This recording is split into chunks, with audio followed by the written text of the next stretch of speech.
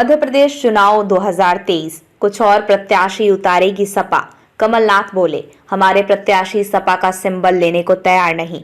कांग्रेस ने रविवार को उन सीटों पर भी प्रत्याशी घोषित कर दिए जो सपा गठबंधन के तहत मांग रही थी। इस पर सपा ने भी 9 प्रत्याशियों की अपनी सूची जारी कर दी। मध्य प्रदेश के विधानसभा चुनाव में सपा शीघ्र ही कुछ और प्रत्याशी उतारेगी। कांग्रेस के साथ गठबंधन की बात न बनने पर पार्टी नेतृत्व इस पर गंभीरता से विचार कर रहा है। वहीं कांग्रेस के मध्य प्रदेश के अध्यक्ष कमलनाथ का कहना है कि वह सपा का साथ लेने के इच्छुक हैं, पर हमारे प्रत्याशी उसके सिंबल पर लड़ने के लिए तैयार नहीं हैं।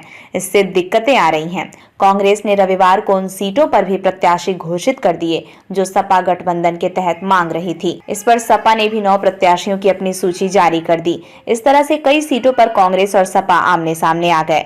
सपा सूत्रों के मुताबिक कांग्रेस से गठबंधन की कई राउंड बात हुई, उसका रुख भी सकारात्मक था, पर अचानक उन सीटों पर भी कांग्रेस ने उम्मीदवार दे दिए जिन पर सपा दावा कर रही थी। अगर गठबंधन नहीं करना था तो पहले ही स्थिति स्पष्ट कर देनी चाहिए थी।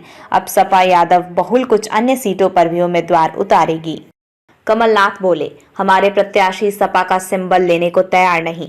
कांग्रेस ने रविवार को उन सीटों पर भी प्रत्याशी घोषित कर दिए जो सपा गठबंधन के तहत मांग रही थी। इस पर सपा ने भी 9 प्रत्याशियों की अपनी सूची जारी कर दी। मध्य प्रदेश के विधानसभा चुनाव में सपा शीघ्र ही कुछ और प्रत्याशी उतारेगी। कांग्रेस के साथ गठबंधन की बात न बनने पर पार्टी नेतृत्व इस पर गंभीरता से विचार कर रहा है।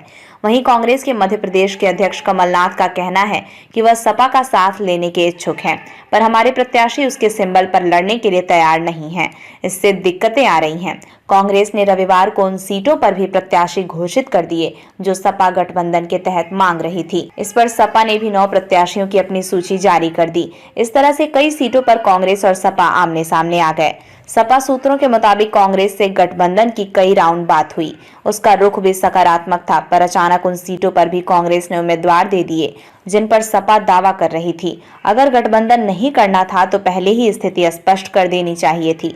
अब सपा यादव बहुल कुछ अन्य सीटों पर भी उम्मीदवार उतारेगी।